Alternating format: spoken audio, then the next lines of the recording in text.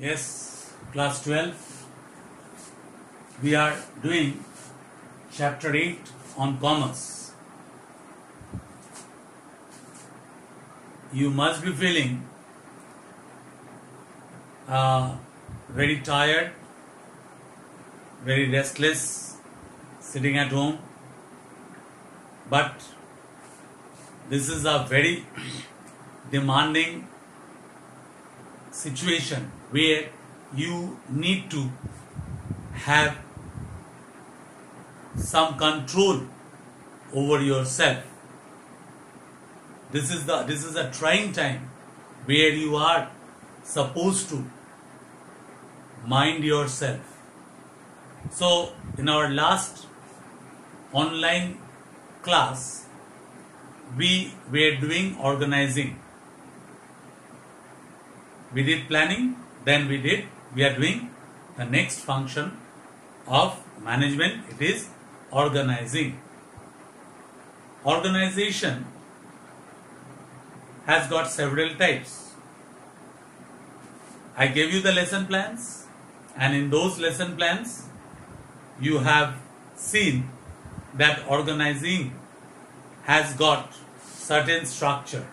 What are those structures? The structures are line organization, staff organization. Line organization, it comes down from top level to the bottom level. And staff organization means a person, a director or any managers are held by a certain staff. And there is another one, the mixture of the two, that is known as line and staff organization. Both line and staff organization. So line and staff organization is a combination of line organization and is a combination of staff organization. So they must be the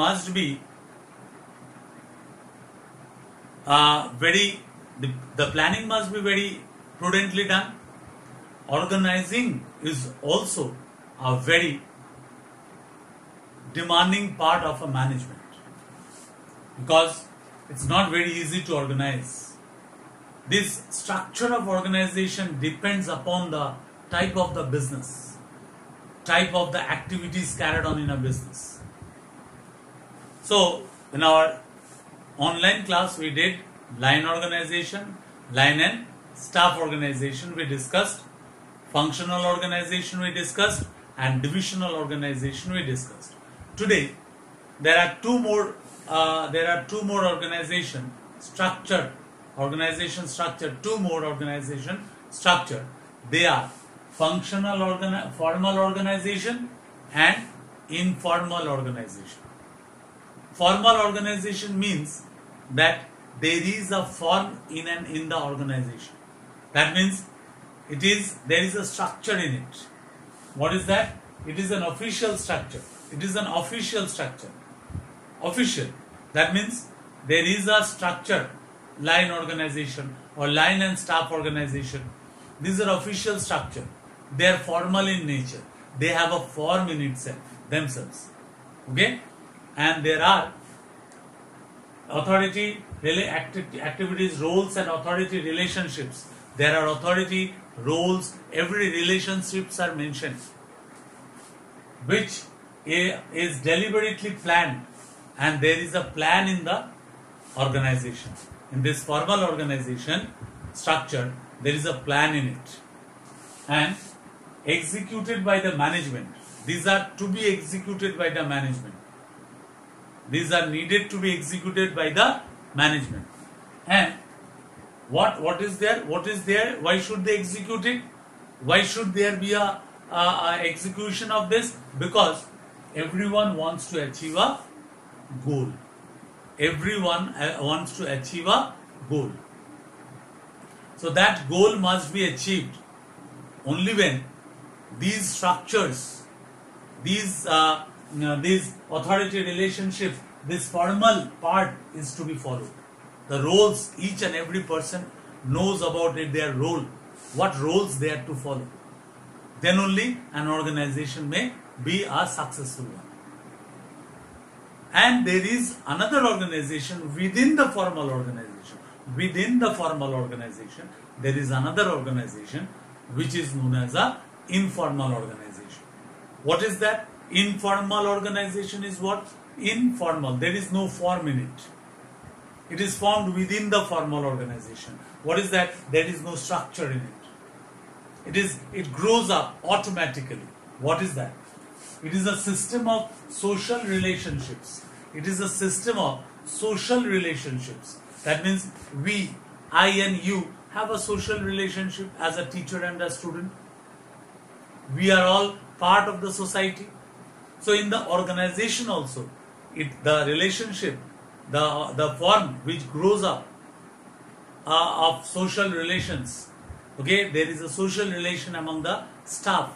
So on its own, natural, in a natural process, natural manner, within the formal organization. Within the formal organization, it grows up in a natural manner. Staffs meeting with each other. Every the higher authority or the people working at a lower level, there is a relationship. The relationship grows on. That is called a formal organization, or rather, an informal organization. Within a formal organization, it grows in a natural manner to meet the cultural and social needs. See, why do we meet each other? Because we are the social people, social animals. Within ourselves, we have to meet ourselves. And social needs of the members of the organization, it does not have a well-defined structure.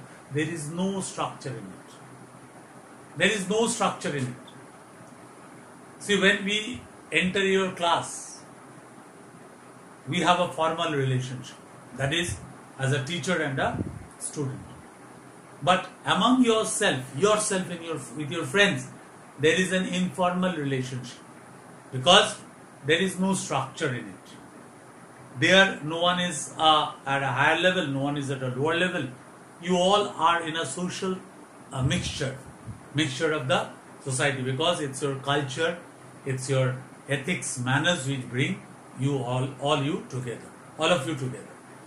So this also is possible, or this also occurs in an organization. So there are several structures discussed. Next day we will discuss in our online class or in our lesson plans. We will discuss about delegation of authority. We will discuss about the difference between centralization and decentralization.